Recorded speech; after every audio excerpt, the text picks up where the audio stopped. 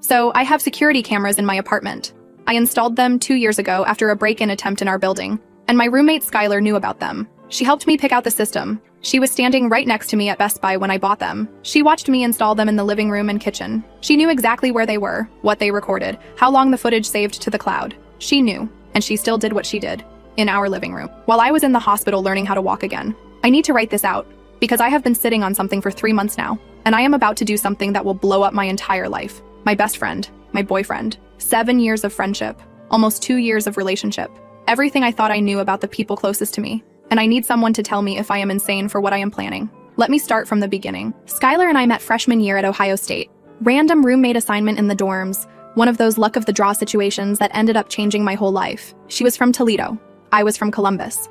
We stayed up until 3 in the morning that first week just talking about everything. Our families, our fears, our dreams, the guys we thought were cute in our classes. By sophomore year, we were inseparable. We got matching tattoos junior year, these tiny little stars on our ankles that we thought were so meaningful at the time. We moved off campus together.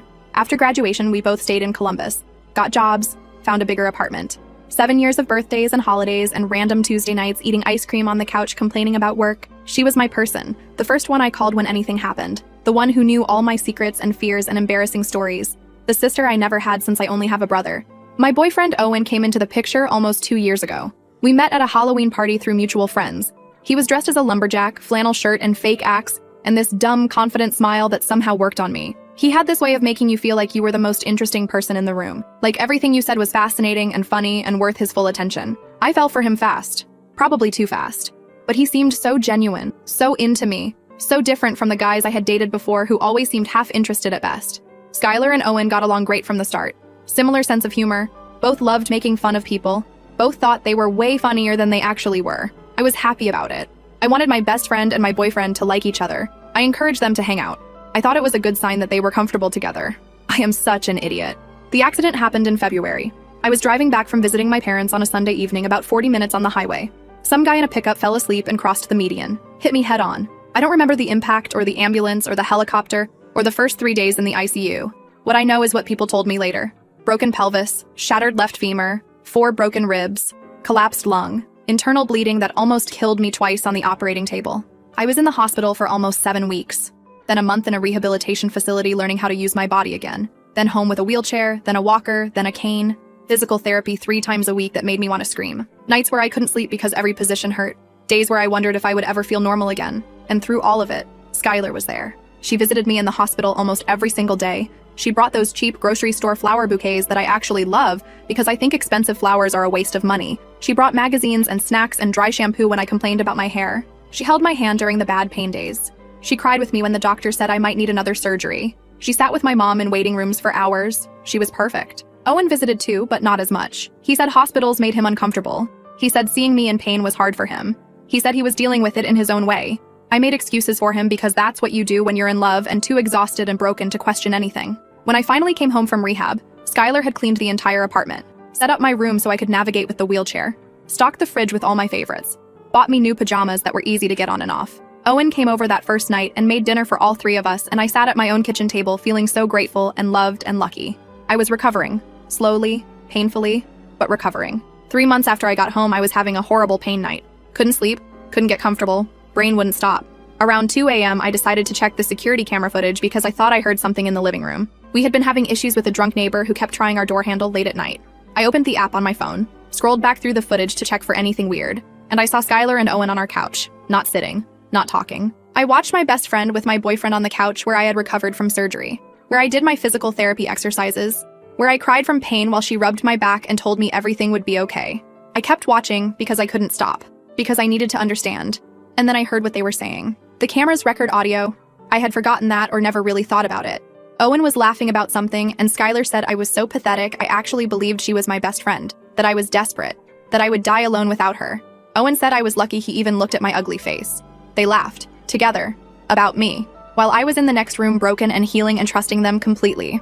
I went through more footage, hours of it, days of it, clips from when I was still in the hospital, them together in our apartment talking about me like I was nothing, like I was a joke, like my accident was convenient for them. There was one clip where Skylar said she hoped I would stay in the hospital longer so they could have more time. Owen said maybe I would need that second surgery and that would buy them another few weeks. They were hoping I would suffer more so they could keep betraying me. I did not confront them. I know that's what most people would do. Scream and cry and throw things and demand answers.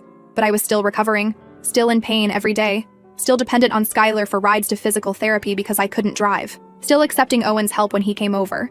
And I was so angry, so deeply furious that I knew if I confronted them right then, I would destroy myself in the process. I would break down. I would give them the satisfaction of watching me fall apart. So I decided to wait. For 3 months now, I have been pretending I don't know. 3 months of smiling at Skylar across the breakfast table, kissing Owen when he comes over, listening to her talk about her day like she isn't destroying my life, watching him act like the devoted boyfriend while knowing what he said about my face. I have become the best actress in the world. I went to physical therapy and got stronger, started driving again, went back to work part-time then full-time. I rebuilt my body and my independence while they thought I was clueless and grateful and pathetic just like they said. The whole time I was downloading footage, saving clips, building a file of every horrible thing they said about me, every time they were together in my home, every lie, and I was planning. Skylar and I had talked about having an apartment warming party for months. We moved into this place right before my accident and never got to celebrate. She kept bringing it up now that I was better, saying we should invite everyone, make it a real celebration of my recovery too. I agreed enthusiastically. I said let's make it big, both our families, all our friends, everyone. I suggested we invite my parents, my brother, my aunts and uncles and cousins, her parents, her sister, her grandparents who live nearby, Owen obviously, all our college friends, work friends, the neighbors we like. 40 people have confirmed, 40.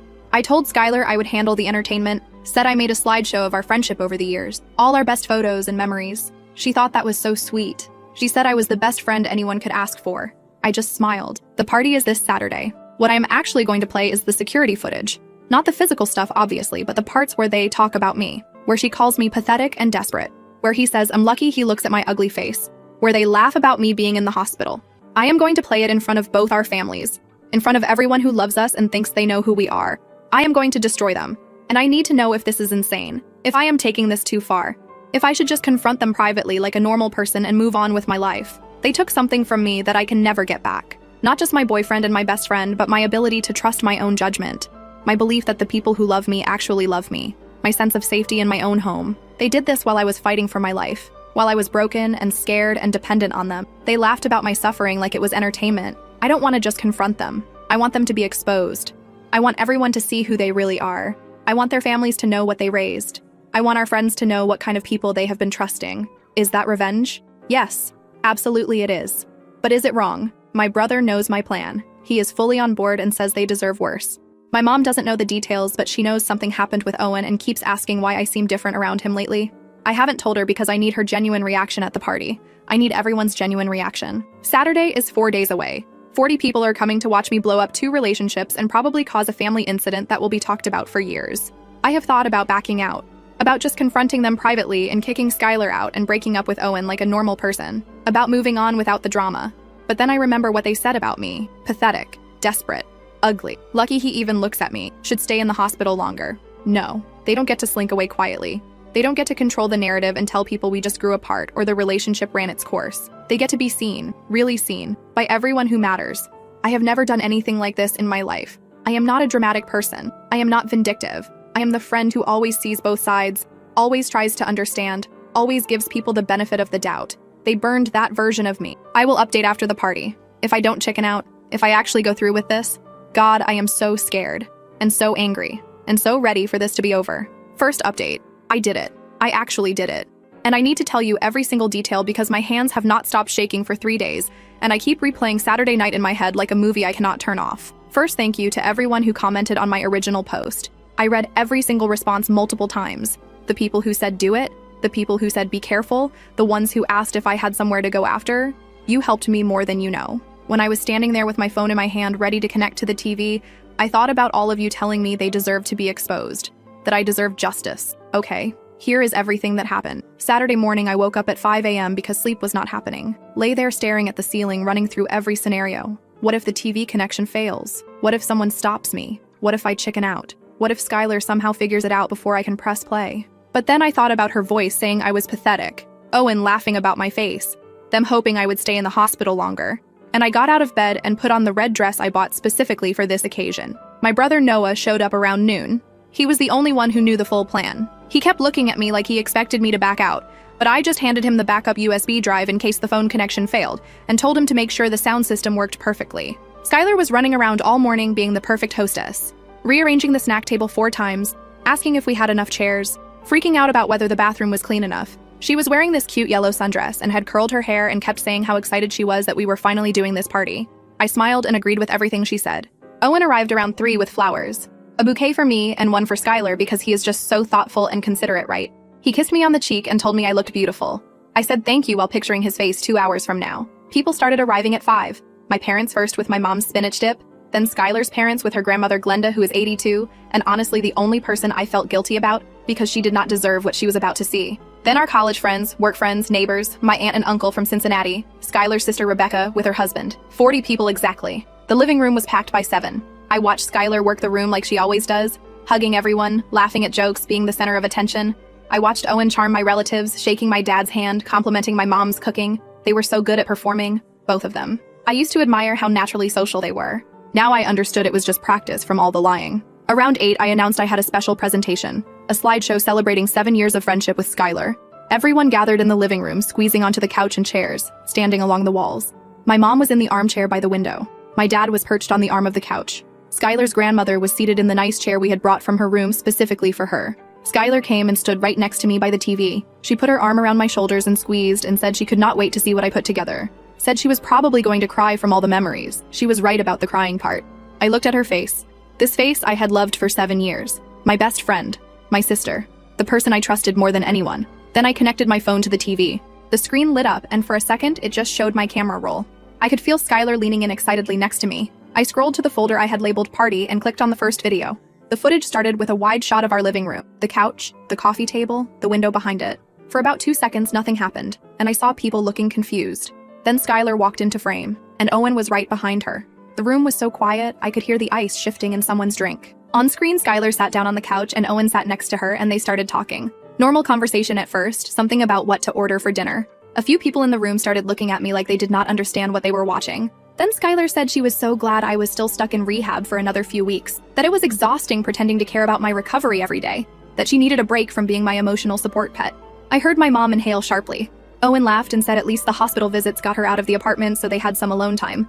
Then he said maybe I would need that second surgery the doctors mentioned and that would buy them another month at least. Skylar's mother stood up from where she was sitting. On screen, Skylar said she hoped I would need it because she was getting tired of the charade. Then she leaned into Owen and said, besides, it is not like I would even notice if they were more obvious about things. That I was so desperate for her friendship, I would believe anything she told me.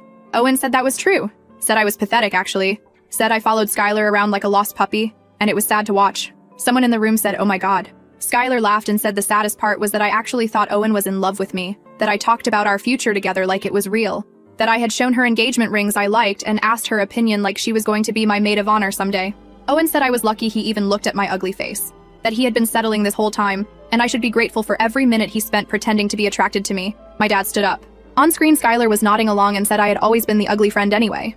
That was why she kept me around, because standing next to me made her look better. She said I was useful for that, at least even if I was boring and needy and exhausting to deal with. Owen asked if she felt bad at all about what they were doing. Skylar shrugged and said, not really. Said I would never find out because I was too stupid and trusting. Said even if I did find out somehow, I would probably forgive her eventually because I had no one else. That I was so desperate for friendship, I would put up with anything. I looked around the room. My mom had both hands over her mouth. Skylar's mother was crying silently. Skylar's grandmother Glenda was gripping the arms of her chair. My brother Noah was watching Skylar with this expression like he was seeing a stranger. On screen, Owen said, what about her family? What if they found out? Skylar laughed and said her family would never believe it. Said she was the golden child and everyone loved her, and even if someone told them, they would take her side. Said her grandmother thought she was perfect and she had spent years making sure of that. I looked at Glenda when Skylar said this. Watched her face crumple. Owen asked what the long-term plan was. Were they just going to keep sneaking around forever? Skylar said she had not decided yet. Said maybe she would wait until I was fully recovered and then find some excuse to end our friendship so it looked mutual. Or maybe she would just let things fade naturally. Said either way she was not worried because I was easy to manipulate. Then she kissed him, right there on the couch. Someone in the room made a gagging sound. I think it was my aunt. I let the footage keep playing, showed them talking more about me, about how annoying my physical therapy complaints were, about how Skylar had to pretend to care about my pain when really she just wanted me to shut up about it, about how Owen was tired of playing the supportive boyfriend when he visited the hospital and had to act concerned about my recovery. 5 minutes of footage, 5 minutes of every horrible thing they said about me documented in perfect clarity. Skylar started screaming at me to turn it off about a minute in. She was grabbing at my phone, but Noah stepped between us. She was crying and yelling that I did not understand, that it was not what it looked like, that I was taking things out of context. She kept saying, please, please, please turn it off, like that word would fix anything. Owen tried to leave, just stood up and headed for the door like he could walk out and pretend this was not happening. But my dad was blocking the door now. And my dad is 63, but he was a firefighter for 30 years and he still looks like he could fold someone in half if he wanted to. Owen started trying to explain, talking fast, saying I had edited the footage, saying I made it look worse than it was, saying they were just joking around and I was being dramatic about nothing. My mom walked over to him. My sweet mom who makes cookies for the neighbors and cries at commercials. She got right in his face and told him to stop talking, told him every word out of his mouth was making it worse, told him if he did not leave her daughter's apartment right now, she was not going to stop her husband from doing what he clearly wanted to do. Owen looked at my dad. Dad had the baseball bat we keep by the door. Noah grabbed his arm, but he was not really trying that hard to hold him back. Owen left without another word. Did not look at me. Did not apologize. Did not try to explain anymore. Just turned around and walked out the door like the coward he is. But Skylar could not leave. This was her apartment too. Her family was standing right there watching her mascara run down her face. Her mom started in immediately. How could you do this? How could you say those things? How could you betray your best friend who almost died? Skylar tried to interrupt, but her mom kept going, saying she did not raise her like this, saying she was ashamed, saying she did not recognize the person standing in front of her. Skylar kept trying to explain, saying it started before the accident, saying she did not mean for it to happen, saying she tried to end it, but Owen kept pursuing her, saying she was going to tell me eventually, she just did not know how. Her mom asked if that made it better, if the timeline somehow excused what she did, asked if cheating with her best friend's boyfriend was acceptable as long as she planned to confess someday. Skylar said I did not understand how hard it was for her, that she was stuck in the middle, that she cared about me, but she also had feelings for Owen and she did not know what to do. That is when I finally spoke. I told her she said I was pathetic, desperate, that I would die alone without her, that I was the ugly friend she kept around to make herself look better. I told her those did not sound like the words of someone who was stuck in the middle. Those sounded like the words of someone who thought I was beneath her. Skylar said she did not mean it, said she was just venting, just saying stupid things she did not actually believe, said I knew her, I knew she loved me, I knew she did not really think those things about me. I told her I did not know her at all apparently, that I spent 7 years thinking she was my best friend, and she spent 7 years thinking I was useful and pathetic and easy to manipulate. Skylar kept crying and saying please, saying my name over and over, like it was a magic word that would make me forgive her. She reached for my hand, but I stepped back. Then Glenda stood up. Skylar's grandmother is tiny, barely 5 feet, white hair, always wearing soft floral blouses. She has known Skylar since the day she was born. She was at every birthday, every holiday, every graduation. Skylar was her favorite grandchild and everyone in the family knew it. Glenda walked over to Skylar very slowly. Everyone got quiet. Skylar looked at her grandmother with this desperate hope on her face, like surely Grandma would understand, Grandma would take her side, Grandma would make everyone see that this was all a big misunderstanding. Glenda looked at Skylar for a long moment. Then she said she heard what Skylar said on that video about her. That Skylar said her grandmother thought she was perfect and she had spent years making sure of that. Glenda said she did think Skylar was perfect. For her whole life, she had been so proud of her granddaughter, bragged about her to everyone, showed her photos to all her friends, talked about how kind and good and wonderful she was. And now she knew it was all manipulation, all performance. That Skylar had been lying to everyone, including her, for years. Glenda said she was ashamed, that she did not know who Skylar was, but it was not the granddaughter she loved, that she needed to leave now because she could not look at her anymore. Then she walked toward the door, did not hug Skylar, did not say goodbye. Skylar's sister Rebecca ran after her to make sure she got to her car okay.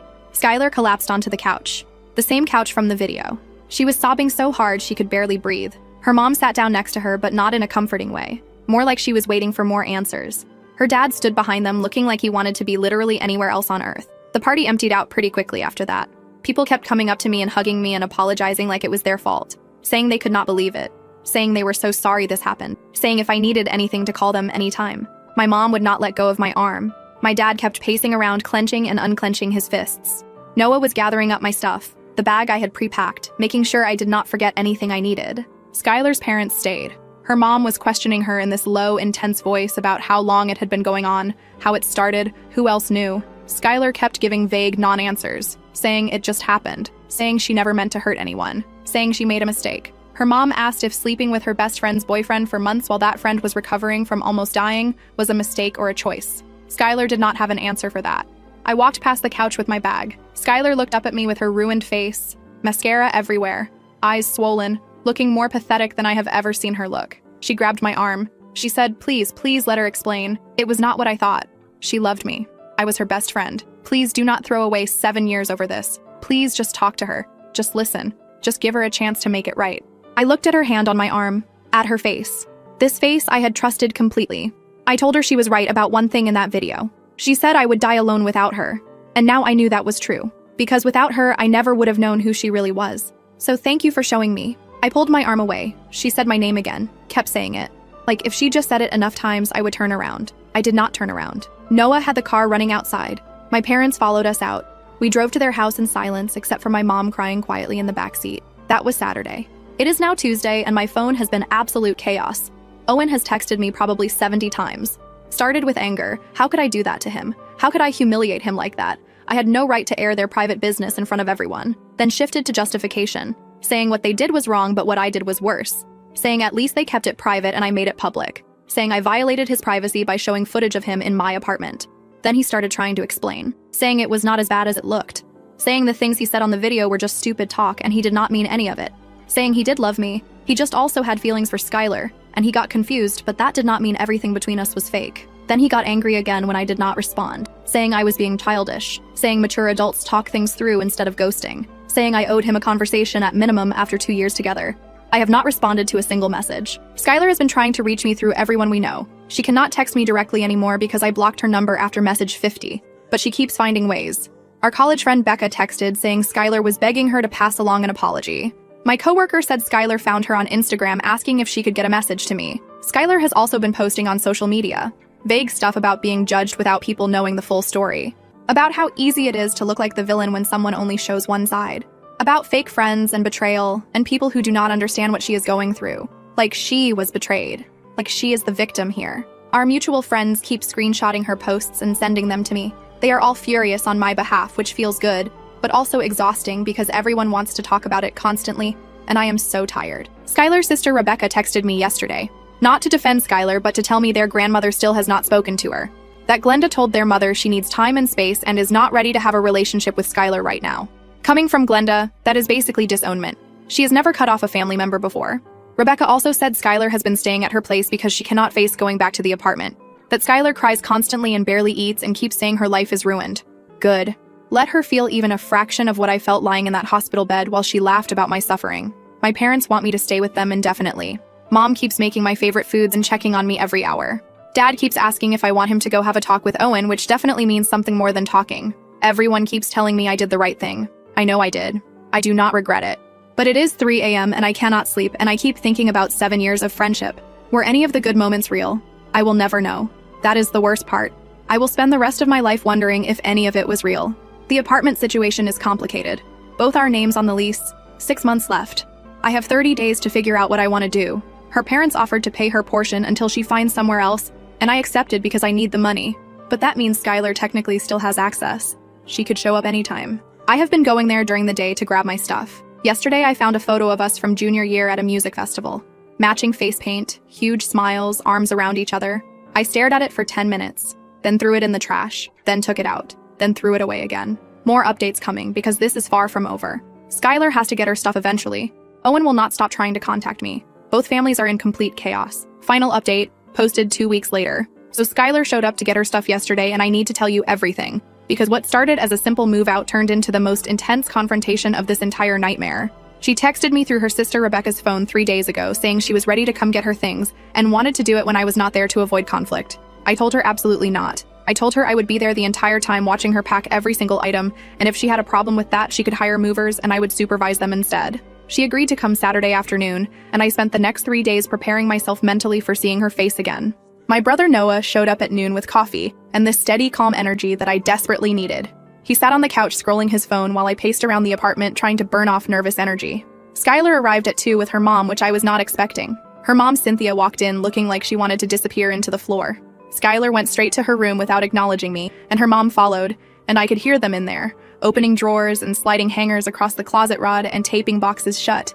Noah and I sat in the living room listening to the sounds of 7 years being packed into cardboard, and I kept thinking about how strange it was that an entire friendship could be reduced to boxes and trash bags. About an hour into the packing, Skylar came out to get her stuff from the bathroom, and she had to walk past me to get there. She stopped in the middle of the living room and just stood there looking at me like she was trying to figure out what to say, and I stared back at her without giving her anything. She started with the apology I knew was coming, saying she understood if I did not want to hear it, but she needed me to know she was truly sorry for everything, and she had been doing a lot of thinking, and she finally understood why I did what I did at the party. She said she deserved it.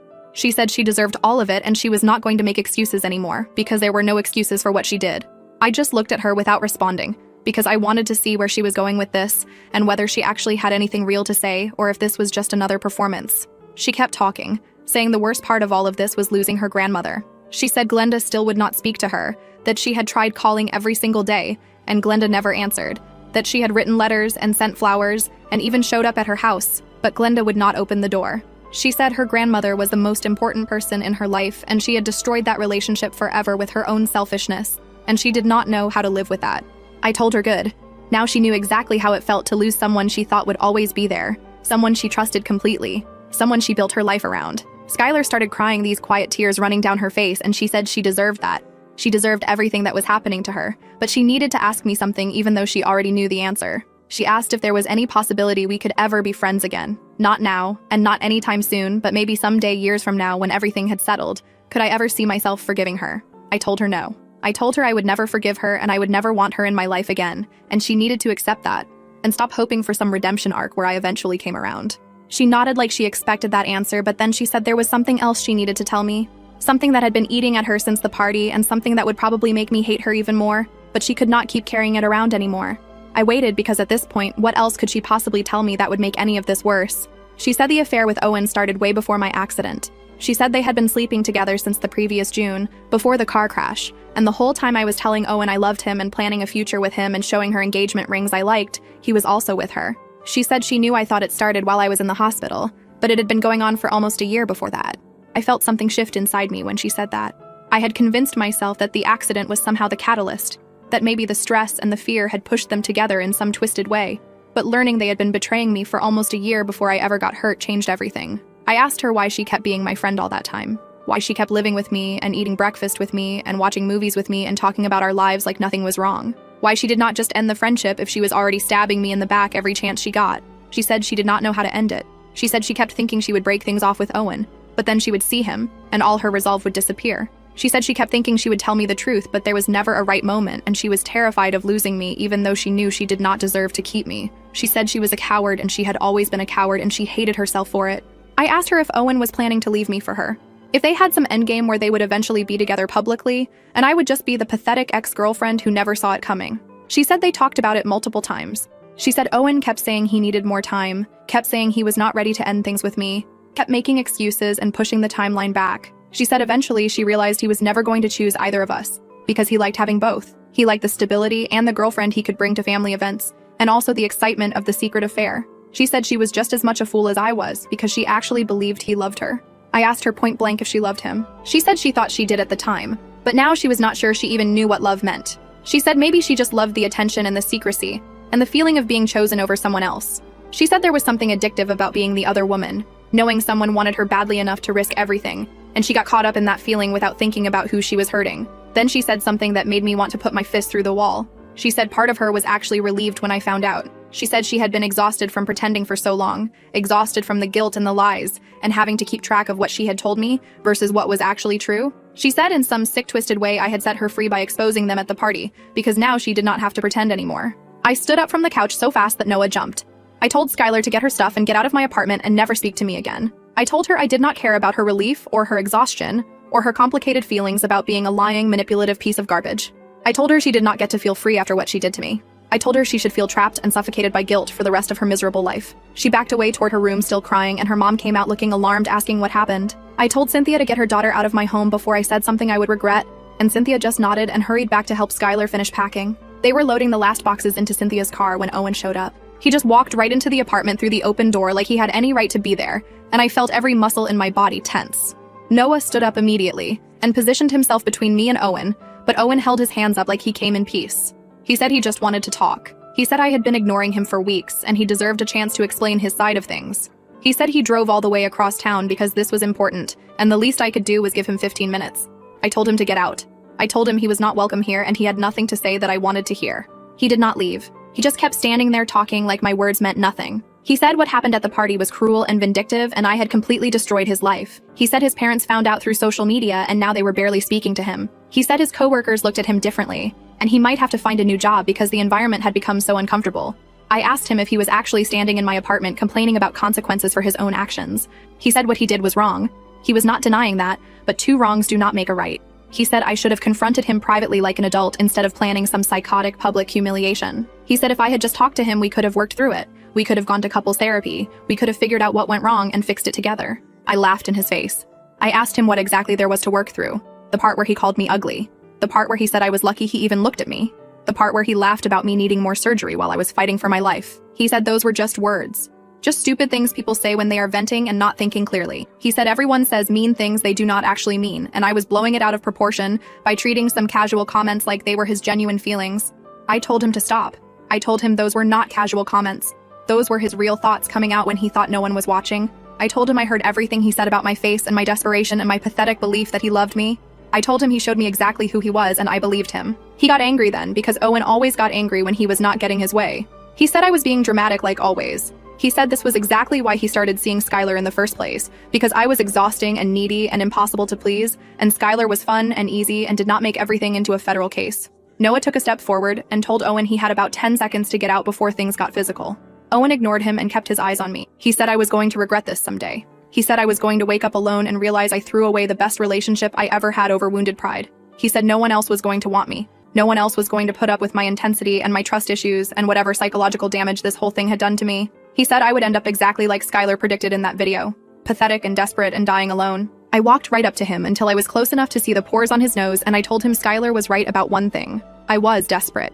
Desperate enough to convince myself someone like him was capable of love. Desperate enough to ignore every red flag because I wanted so badly to believe I had found my person. Desperate enough to waste almost 2 years on a man who thought being with me was doing me a favor. I told him I would rather spend the rest of my life alone than spend one more second with someone who thinks loving me is charity. He opened his mouth to respond, but Noah grabbed his shoulder and physically turned him toward the door. Skylar had been standing in the hallway watching the whole confrontation through the open door. She had this expression on her face like she was seeing Owen clearly for the first time, like maybe she finally understood that he never loved either of us, that we were both just convenient options for someone who could not be alone. She finished loading her last box without saying a word. Before she got into her mom's car, she turned around and looked at me one more time and said she was sorry. She knew it did not mean anything, but she needed to say it one last time. I told her goodbye. Not I forgive you. Not I hope you figure your life out. Just goodbye. And she got in the car and Cynthia drove away. And 7 years ended in a parking lot on a random Saturday in November. I went back inside and sat on the couch and cried, while Noah sat next to me not saying anything, because sometimes the best thing someone can do is just exist beside you while you fall apart.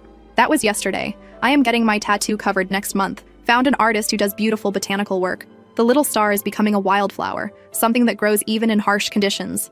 It felt right. I survived a car accident that should have killed me. I survived months of learning to walk again. I survived discovering that my entire life was built on lies. I can survive being alone. I can survive rebuilding. I can survive becoming someone who never lets herself be fooled again. Thank you to everyone who followed this story. You were better friends to me than either of them ever were. I am going to be okay.